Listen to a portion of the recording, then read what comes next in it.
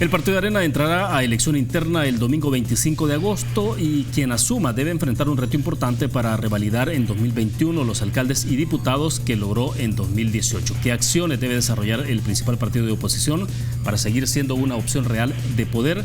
La respuesta a esa y otras preguntas aquí en 8 en punto.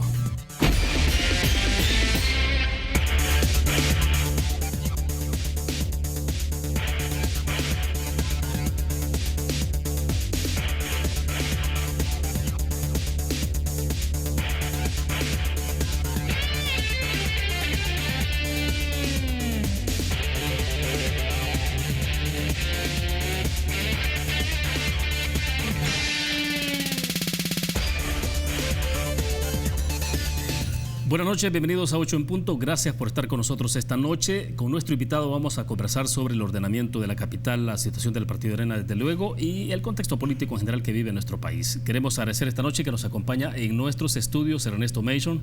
Él es el alcalde de la ciudad capital, San Salvador. Alcalde, bienvenido, buenas noches, un gusto. Buenas noches, William, un gusto estar aquí en tu programa y un saludo a todos los televidentes de Canal 33. Excelente. Alcalde, bueno, varios temas para conversar y justamente me interesa, por ejemplo, que nos comente un poco sobre proyectos estratégicos de corto y mediano plazo para la alcaldía, para la capital San Salvador. Hay como cosas estratégicas, ¿no? Entendemos que están trabajando fuerte con el tema de mercados. Ya hubo la colocación de la primera piedra en uno y entiendo que hay más, pero también la otra parte que tiene que ver sobre otros proyectos, ¿no? De cómo se va articulando esto de revitalizando la ciudad capital. Pero hablemos un poco en principio del tema de mercados que tiene que ver con el tema de ordenamiento, ¿no? De las ventas y todo lo demás. Mira, William, los periodos municipales son muy cortos, son de 3 años. Claro. Nosotros creemos que más que tener planes de gobierno municipal de 3 años, deberíamos de tener un plan de ciudad con acciones de corto, de mediano y de largo plazo, y tener una visión clara de la ciudad que tenemos que debemos tener allá 20, 30 años en adelante. Y creo que también debe haber continuidad de los proyectos exitosos de la gestión anterior, independientemente de quién haya gobernado.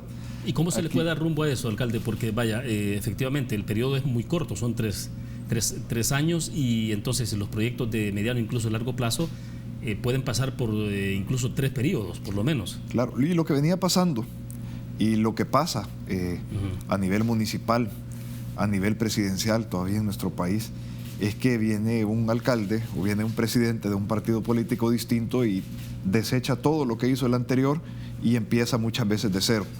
Y eso no puede seguir así, porque quien pierde es la ciudad, quien pierde es el país si no le damos continuidad a las cosas buenas. Claro. Por supuesto, cada alcalde o cada presidente en su caso le debe imprimir su propio estilo, tiene sus propias prioridades, tiene sus propias apuestas, pero debe darle continuidad a lo bueno que se ha hecho por gestiones anteriores. Pero y eso es lo que nosotros... lo mismo, entonces en las municipalidades ocurre lo mismo que ocurre en el Ejecutivo, que de repente hay planes, por ejemplo, en la educación, plan 2021, 2030, 20 no sé cuánto, y al final todo se va cortando. ¿Ocurre también en las alcaldías? Y ocurre también en las alcaldías. Y el ejemplo que tú ponías, había un plan 2021, había un plan Educo. Exacto. Por ejemplo, que fueron planes premiados a nivel internacional, fueron copiados incluso por otros países. Y cuando llegó el gobierno del FMLN, solo porque venían de gobiernos de Arena, los desechó, a pesar de que habían sido muy exitosos y que habían cumplido sus propósitos y que eran planes que estaban diseñados a largo plazo. Lo mismo hubiera podido ser yo, es decir, si la apuesta del alcalde anterior por la rehabilitación del centro histórico lo hubiésemos dejado a perder y hubiésemos puesto nuestras propias apuestas, pues se hubiese perdido algo importante para darle continuidad. Nosotros lo que hemos hecho es darle continuidad a los proyectos de éxito de la gestión anterior, cambiar y arreglar algunas cosas que estaban mal, pero por ejemplo, vaya, con la intervención que se hizo en el centro histórico, en la zona de la Plaza Barrio, la Plaza Morazán, la Plaza Libertad, estaba iniciado un proyecto que va a culminar ya este mes, en 15 días, básicamente un poco más, va a abrir las puertas al público el Parque Cuscatlán, vamos a tener el lujo de tener en nuestra ciudad el mejor parque no solo del país, sino también de la región centroamericana, en el corazón de San Salvador, y a partir del próximo martes 26 de agosto los capitalinos y los salvadoreños van a poder disfrutar de ese espectacular espacio público que además debería ser un detonante de inversión para toda esa zona de la capital que ha estado estancada durante muchísimos años. ¿Y qué será entonces para la capital nuestro Central Park? Así será nuestro parque central en el corazón de San Salvador. Entonces, ¿cuál es la apuesta de este periodo nuestro?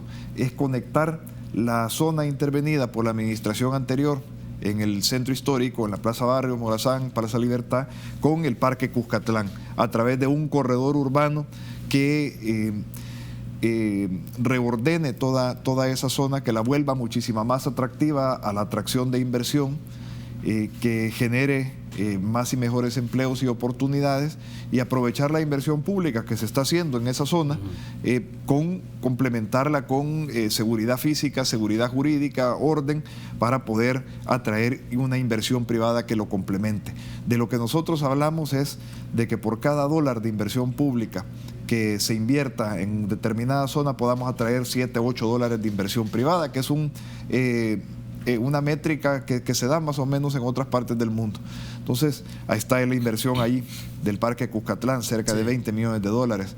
Está la inversión que hizo la alcaldía en su gestión anterior en el centro histórico, otros 12 millones de dólares. La inversión nuestra en el corredor urbano, 12 millones de dólares adicionales. El mercado Ula Ula, más de 30 millones de dólares. Ahora, pero todo esto, alcalde, perdón, no puede estar centrado fundamentalmente en la inversión pública, digo, en la parte de inversión de la alcaldía, digamos.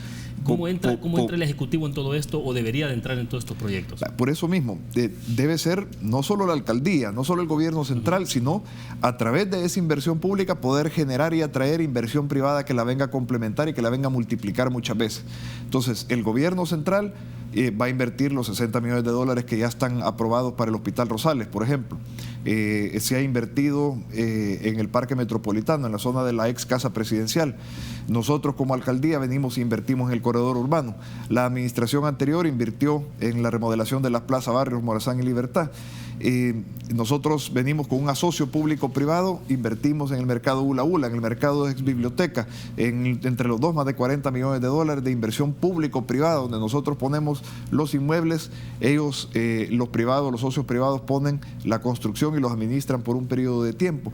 Y a eso debemos de generarle una inversión privada adicional, generando las condiciones de seguridad física y jurídica, orden, y reglas claras para que el privado venga e invierta en San Salvador, y también el que la ciudadanía no solo visite el centro histórico y esa parte de la ciudad de San Salvador, sino también pueda encontrar las condiciones para volver a ir a vivir a esa zona de la capital que tiene tanto potencial. Ahora, en lo inmediato uno ve como dos grandes, son problemas al final, ¿no? El tema de lo que puede ser el desafío, más bien entonces, de ordenamiento de las ventas, y entonces este tema de los mercados, pero está la otra parte de la seguridad, ¿no? Entonces, hablemos de esos dos puntos. Por ejemplo, en el tema de mercados, ¿cuántos finalmente son los que se están proyectados construir? ¿Cuántos mercados? Bueno, esos dos temas, la inseguridad y el desorden, están íntimamente relacionados.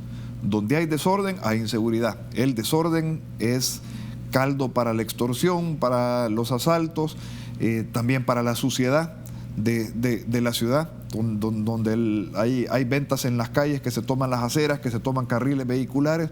Está más sucio, está más inseguro, nadie quiere invertir. Se castiga a los negocios formales porque se establecen ventas en el frente de sus negocios, claro. En fin. Entonces, por eso es que debemos de atacarlos de una manera integral. Nosotros nos comprometimos también con los trabajadores por cuenta propia, con los vendedores ambulantes, que todo ordenamiento que vamos a hacer en la capital lo vamos a hacer por la vía del consenso, por la vía del diálogo, por la vía del entendimiento, no por la vía de la fuerza. Porque cuando ordenamos por la vía de la imposición o de manera forzosa, simplemente resolvemos un problema aquí, pero lo trasladamos a otro lugar. Debemos de buscar alternativas de solución a mediano y largo plazo, y por eso es que hablaba que los planes de ciudad deben ser a mediano y largo plazo, no solamente soluciones temporales. Con el mercado Ula Ula, cerca de 1.300 vendedores van a pasar de la informalidad a la formalidad, y prácticamente vamos a liberar toda la entrada principal al centro histórico de San Salvador por la calle Rubén Darío, recuperando las 2 aceras que hoy por hoy están tomadas por ventas en las calles, así como 2 de los 3 carriles que están tomados por ventas en las calles. Actualmente solo hay un carril en una parte de la Rubén Darío que lo tienen que compartir los peatones y los vehículos, vehículos privados y vehículos de transporte público. Entonces se genera un congestionamiento y eso desincentiva que la gente quiera ir a disfrutar del centro histórico. Y me interesa que profundicemos un poco más adelante, pero debo hacer la primera pausa comercial. Cuando regresemos, explíqueme cómo lograr entonces 1.200 vendedores, ¿no? 1.300. 1.300 que pasarían a ese mercado. ¿Cómo lograr que estos vendedores que salen de la parte informal ahí, que al entrar al mercado, por ejemplo, no vengan estos espacios y sean sustituidos por otros vendedores que lleguen de incluso que entiendo que muchos de ellos no son necesariamente a veces de San Salvador? Pero bueno, vamos a una pequeña pausa, regresamos con más.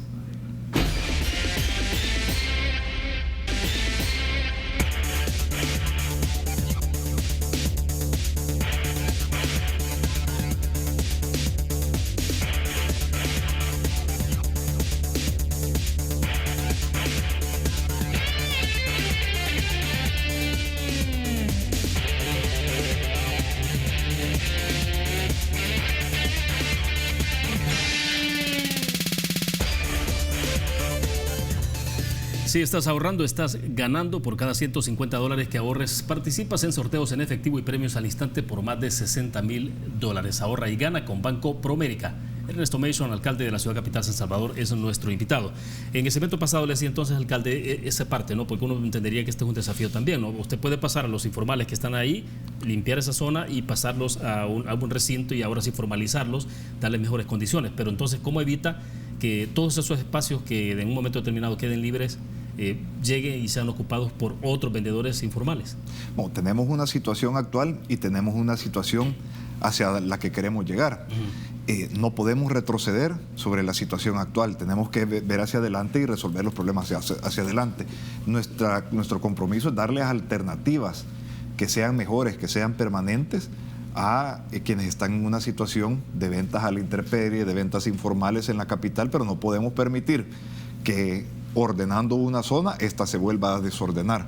Es algo que definitivamente no es una opción para nosotros. Por eso es que de ahí es importante que se respeten y se hagan respetar las leyes y las ordenanzas municipales. Una vez recuperada una zona, como por ejemplo la Plaza Libertad o la Plaza Morazán o la Plaza Barrios, que de alguna manera han sido recuperadas en buena parte, no podemos permitir, como no se ha permitido, que alrededor de las mismas hayan ventas con estructuras permanentes.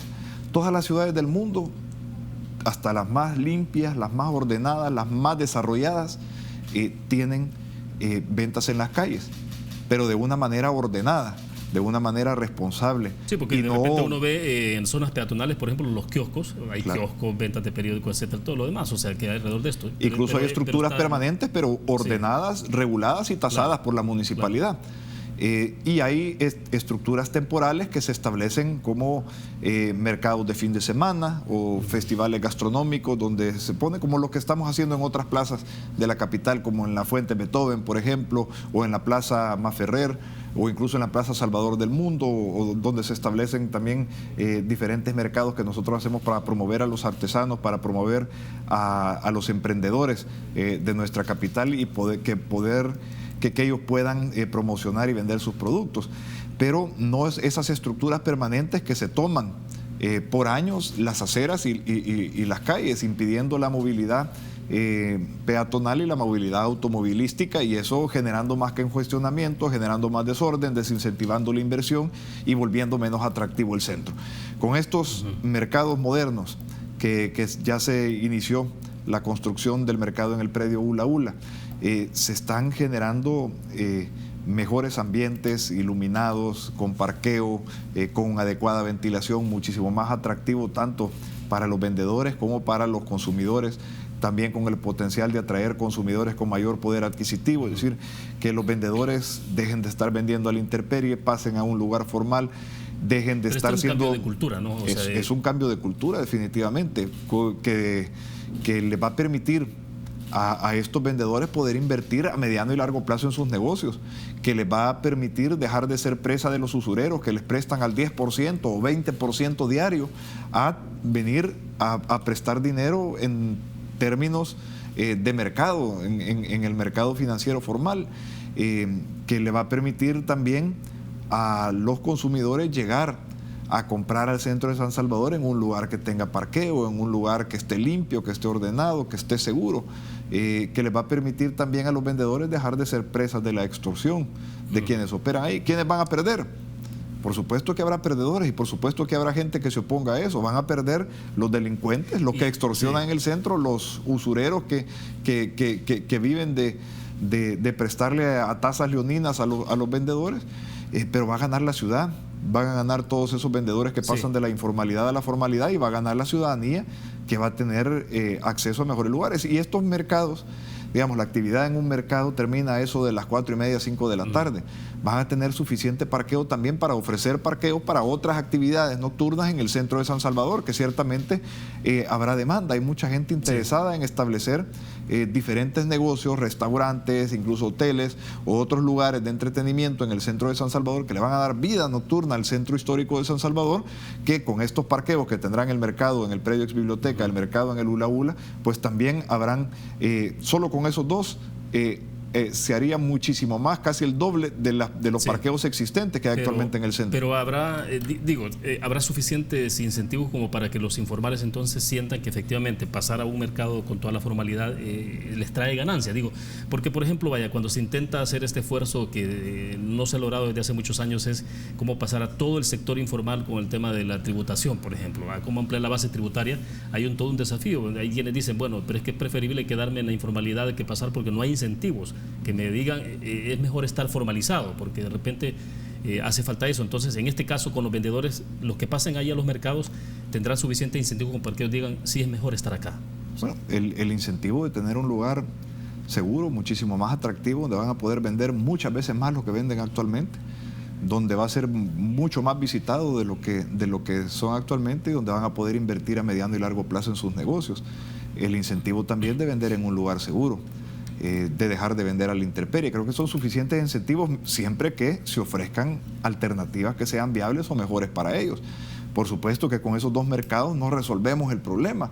Con esos dos mercados estaríamos llevando cerca del 15% de los vendedores que hay en todo el centro de San Salvador de la informalidad a la formalidad. Tenemos que buscar otras alternativas, mercados de paso o mercados de bolsillo. Ya está en proceso el primero, que es pequeñito, son 130 puestos, pero que va a dar una alternativa de siempre dejando en la misma zona a los que ahora venden en las calles, vendiendo en un lugar formal. Lo otro está en ordenar las ventas de las calles. Y ya hemos tenido ejemplos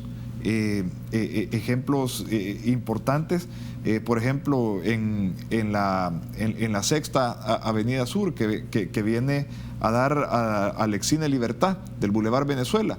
Esa es una calle que estaba totalmente tomada, solo un carril lo compartían automóviles y peatones, y ahora se han recuperado los dos carriles de la calle y la acera, y se han ordenado las ventas en la misma zona, pero ya bajo un esquema estandarizado, bajo un esquema ordenado, que les ha permitido a ellos mejorar sus condiciones, mejorar su infraestructura. La alcaldía, por supuesto, ha invertido de la mano con ellos, y ha vuelto muchísimo más seguro y muchísimo más viable la zona, y también está siendo mucho más visitada por la accesibilidad que genera. Entonces, así podemos arreglar diferentes áreas, siempre habrá algunas ventas en las calles, como las hay en todas las ciudades del mundo, pero bajo una manera ordenada y bajo un esquema regulado por la municipalidad. Ahora bien, el mercado Cuscatlán, finalmente, ¿qué giro ha tenido y cómo se va a articular entonces con el Parque Cuscatlán, siendo que está en la misma zona, alcalde?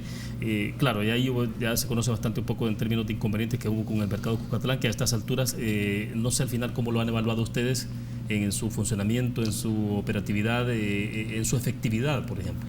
Bueno, el mercado Cuscatlán fue algo que heredamos. A mi juicio, uno de los mayores desaciertos de la gestión anterior. Se pagaba un precio muy por encima de lo que debería pagarse por ese inmueble, un contrato a 25 años que ha sido renegociado por esta administración, obteniendo pues un descuento de cerca del 35% del canon de arrendamiento. Eso en los 25 años significa un ahorro de $8 millones para la municipalidad. Y poco a poco hemos ido girando o cambiando el giro del mercado Cuscatlán a volverlo más un lugar de promoción del artista o del artesano salvadoreño, generando diferentes actividades culturales, artísticas, musicales. También hay algo que funciona bien ahí, que es la biblioteca municipal. A eso hay que potenciarlo. De hecho, la intención es poderlo ampliar, poder tener ahí siempre diferentes presentaciones de todo tipo de arte, de todo tipo de música. ¿Y si se va a lograr articular con el Parque Cuscatlán? También puede servir el parqueo del mercado Cuscatlán en algunas horas para poder apoyar al Parque Cuscatlán, que pues tiene todas las condiciones para volverse como un epicentro cultural de la ciudad. Tiene un anfiteatro, tiene una galería artística al aire libre, aparte de los atractivos que tiene en términos de lugares de convivencia, de esparcimiento, lugares para practicar el deporte y condiciones para ello. Entonces, en ese sentido es seguirle dando ese giro y resolver el inconveniente financiero que el mercado Cuscatlán le generaba a la municipalidad, pagándose cerca de $100,000 mensuales por un inmueble que ciertamente no lo valía. Bueno, excelente. Nos quedamos en el punto. Vamos a una pequeña pausa comercial. Cuando regresemos hablemos de los otros temas, lo que tiene que ver con lo que está viviendo el Partido Arena, elecciones internas. El domingo 25 de este mes de agosto habrá esa elección y es importante conocer la opinión del alcalde. Vamos a la pausa, regresamos.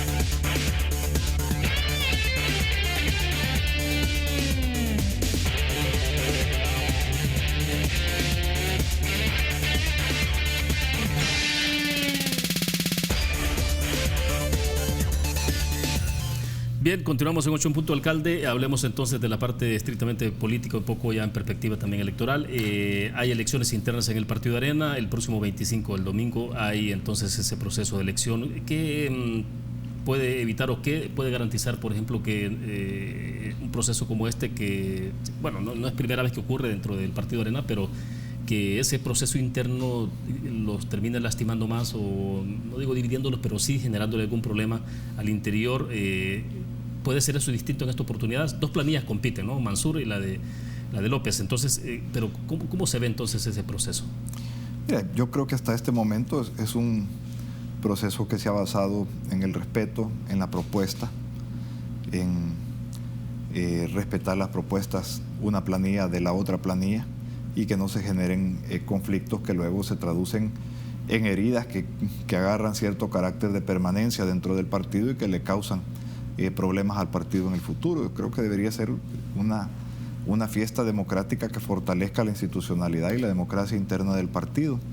Creo que es positivo también la participación de muchos jóvenes, de muchas caras nuevas también en ambas planillas. Eso es parte de la renovación que debe haber en los partidos políticos y de la renovación que necesita Arena. ¿Qué es lo negativo? Bueno, que partimos para este proceso de la exclusión. No se reformaron los estatutos antes de la elección, que a mi juicio debieron haberse reformado eliminándose esas prohibiciones absurdas que tienen nuestros estatutos, donde le prohíben a quienes tienen cargo de elección popular a optar a cargos importantes en la dirigencia, y viceversa, a quienes ostentan cargos importantes en la dirigencia optar a cargos de elección popular. ¿El nuevo COENA debería de establecer esas reformas? Creo que es una obligación de la nueva dirigencia del partido el impulsar esas reformas y corregir esos errores que tanto daño le han hecho al partido. ¿Usted no comparte esa lógica de que se convierten en jueces y parte? No, por supuesto que nuestro mismo marco estatutario debe eliminar o reducir los conflictos de intereses en época de elecciones, en época de elección interna, en época electoral, para que no sean juez y parte. Pero no hay ningún partido, bueno, somos el único partido político del mundo democrático que tiene esas prohibiciones. O sea, a ese extremo. Así, y son prohibiciones que nos dejamos imponer por gente que actualmente ni siquiera milita en nuestro partido, sino que está queriendo formar su propio partido político. Entonces, son cosas que hay que corregir. Hay otras cosas que debemos corregir, como si ya elegimos el Consejo Ejecutivo Nacional de manera democrática, ¿por qué seguir escogiendo una comisión política de dedo? Debe también pasar por una elección democrática interna, la elección de la comisión política. Pero eventualmente van en esas condiciones, ¿no? O sea, lo que viene a continuación... Yo esperaría que sí. Yo voy a ser alguien que va a estar exigiendo de la nueva dirigencia esas reformas y corregir esos errores que tanto daño nos han hecho. Otra cosa que debemos... ¿Sería la primera vez que la comisión política entraría a un proceso de elección? Sí, porque siempre ha sido así, ¿no?, el procedimiento. Tenemos comisión política desde el 2013. En un principio, de acuerdo a los estatutos, se determinaba quiénes participaban en la comisión política. En un principio fueron ciertos miembros del Consejo Ejecutivo Nacional, de acuerdo a los cargos, los expresidentes, pero igual discrecional, o los presidentes honorarios. Sí, de alguna manera era discrecional, pero cuando pasamos, en ese momento también el COENA no era elegido democráticamente, sino que se llevaba una propuesta, una única propuesta, una asamblea general, y la asamblea general votaba a mano alzada y esa era la dirigencia que se hacía. Digamos, se elegía por consenso, pero no se elegía de una manera democrática como ya se hace. Otra cosa que hay que cambiar es que cuando participan varias planillas para optar a una dirigencia, no puede ser que la planilla que gane, aunque gane por un voto, se lleve todos los puestos en la dirigencia. Debe haber participación en proporción de las planillas que no resulten ganadoras. Y debemos de también generar las condiciones para que en elecciones internas para candidaturas de nuestro partido no resulte que quien no resulta ganador se vuelva un opositor férreo de quien resultó ganador en un tema interno. Si ¿De qué manera logra eso, por ejemplo? Bueno, primero con compromisos y con ciertos filtros para ver quiénes van a participar. Y creo que el que participe, por ejemplo, en una elección para una candidatura presidencial debe firmar un compromiso de obligarse a apoyar a quien resulte ganador, ¿verdad? Idealmente ser parte del equipo, así como se logra pues en otras instancias, en otros países. Aquí nos ha hecho mucho daño que quien no ha resultado ganador se vuelve como un adversario al interior del partido de quien resultó ganador, y eso nos ha hecho mucho daño.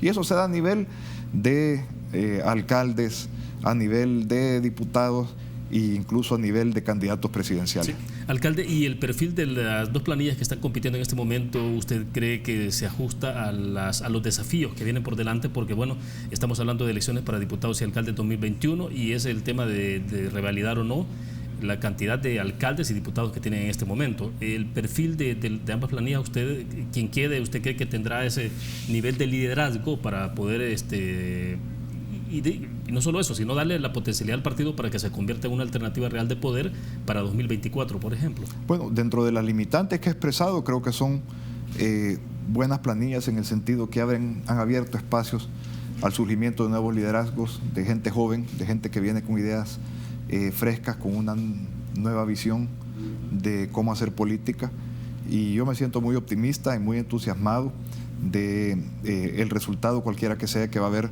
de las próximas elecciones internas del partido y de la nueva dirigencia que vamos a tener. Yo le voy a dar todo mi apoyo a la planilla que resulte ganadora y que se convierta en la nueva dirigencia de nuestro partido, pero al mismo tiempo voy a estar exigiéndole a esa planilla que tome las medidas correctivas, de que se trate, que impulse a acelerar la renovación de nuestro partido. Arena debe renovarse no solo de caras, abriendo espacios a nuevas caras, a gente joven, teniendo esa buena combinación entre gente con trayectoria, experiencia, con caras nuevas y gente joven, sino también debe cambiar su forma de relacionarse, su forma de comunicarse hacia adentro y hacia afuera del partido. Debe hacer esas reformas estatutarias de las que hablaba anteriormente. Debe hacer política de una manera distinta, ¿verdad? Arena debe dejar de ver como sus enemigos a sus adversarios políticos. Debe buscar y promover los acuerdos con los otros partidos políticos y con los otros políticos que el país necesita para salir adelante, para prosperar y para desarrollarse.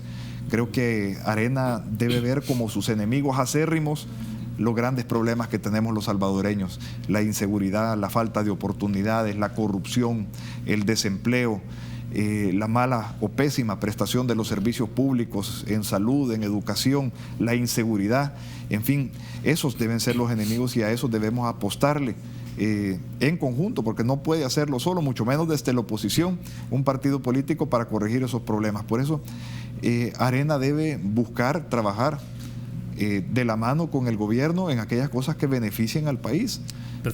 Y al mismo tiempo, por supuesto, se debe ser como oposición vigilante y fuerte y confrontativo en contra de aquellas cosas que vayan en contra de nuestro Estado de Derecho, de nuestro marco constitucional o de los intereses del pueblo. Y mientras tanto, alcalde, ¿cómo se resuelve este tema de los 4 legisladores que están siendo procesados por el tribunal al interior del partido Arena?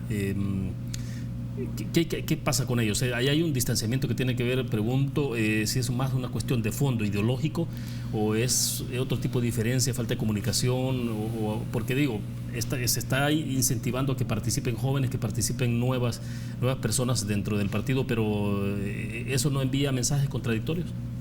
Mira, eso ya está en una instancia disciplinaria del partido que es la que debe resolver.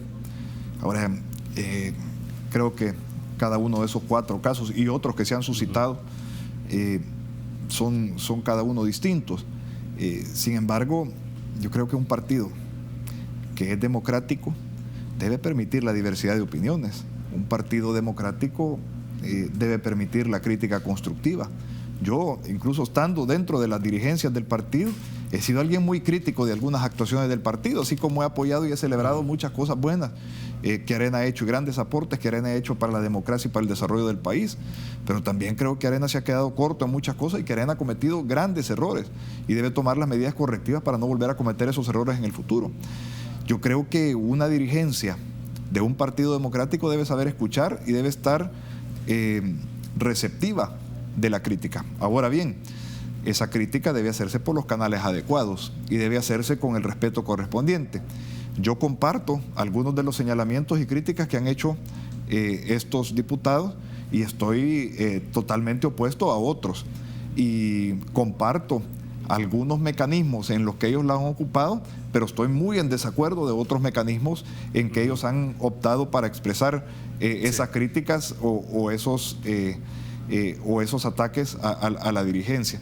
En fin, yo creo que hay que mejorar la comunicación, hay que mejorar las instancias, hay instancias al interior del partido que se pueden utilizar y que se deben mejorar, tanto por parte de la dirigencia como por parte de todos los que somos funcionarios o militantes del partido. Y también creo que hay formas en las que pueden expresarse esas críticas con el debido respeto. Excelente, vamos a ir a la última pausa comercial, continuamos con esta parte de la conversación y me interesa también saber un poco entonces el tema de oposición, o sea, qué tipo de oposición, de alguna forma lo abordó usted en unos minutos atrás, pero qué tipo de oposición la que se espera, la que esperaría el país y la que debería ejercerse, por ejemplo, desde Asamblea Legislativa y por qué no decirlo también desde los alcaldes. Vamos a la pausa.